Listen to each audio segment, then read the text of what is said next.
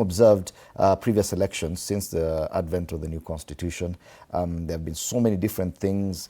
And as far as preparedness for a proper electoral cycle, the final year, in comparison to the other elections we've seen, how do you feel we are prepared this time? Well, I think the IEBC has been giving us quite good updates as far as their preparedness is concerned. But that is actually not the elephant in the room. The elephant in the room is the actual independence of the Election and Boundaries Commission.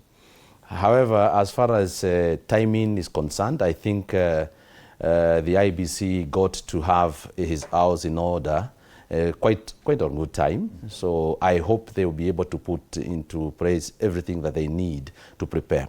I saw they had already, published, the key dates in terms of milestones that need to be, to be achieved. One of them, included a near before elections. They needed to, give the guidelines as far as the electoral, campaign funding and things like that is concerned, because there are rules and regulations behind the funding and expenditure of the, the candidates thereof. So I'm seeing them, clearly coming out with their dates as they're supposed to be done. But you see, everybody would ask, how ready are they in terms of providing and giving us a free, credible, and verifiable, elections. Yes. Owing to the fact that if you have to put them on scale, you have to, refer to the number of by-elections that they have conducted there before, and how they have reacted to the complaints, how they have reacted to issues that have happened. Nevertheless, I think I can give them a good mark in terms of, being ready, but they need to call themselves into order as far as, being very fair, as far as how they balance off between the government and the opposition thereof. What about the other players? I can see jostling, a lot of preparations, a lot of discussions here. You look at two of the cartoons today, talk about the unity or lack thereof of togetherness in the united opposition or united alternative government. Yeah. And as far as preparedness by the political players, do you think we're doing better than any other time? The last electoral cycle, I think by this time we knew which main candidates were going to be at the elections. This time round? Well, this time around, things are different. Fred, things have been changing. We do not have the Right Honorable Raila Odinga in the ballot anymore. And I think it was pretty obvious that the then deputy president wanted to vie as president and the current president.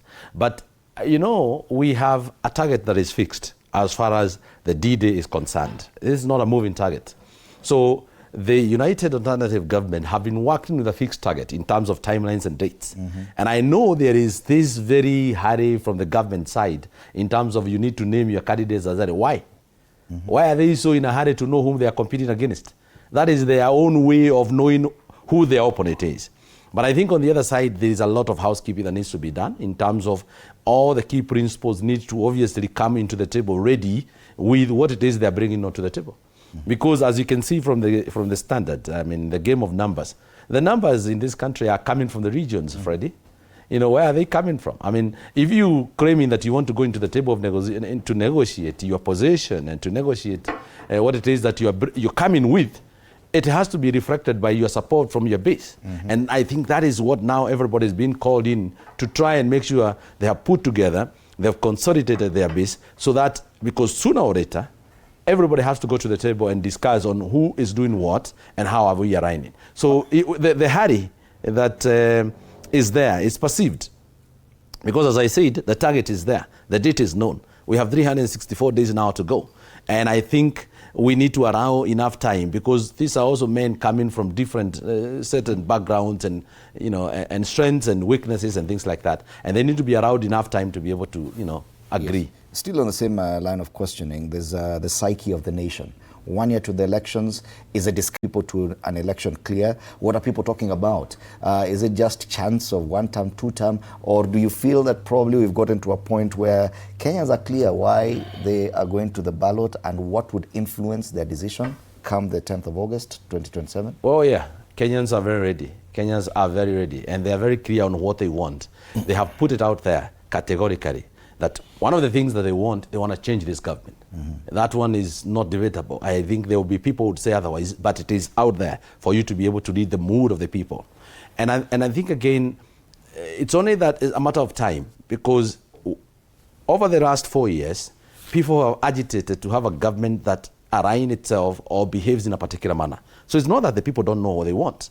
So if you look at now where we are headed, even the new faces that are coming up, the candidates that are coming up, they are already aligning themselves with the people's expectations. Because, of course, in governance, you do not govern people the way you want. You govern people in accordance to the expectations of the people who elected you, because there's always that tag of what you promised them versus what you're able to deliver. So I believe that Kenyans are ready. They are ready for the next election, and they know what they want to do with this particular election. All right.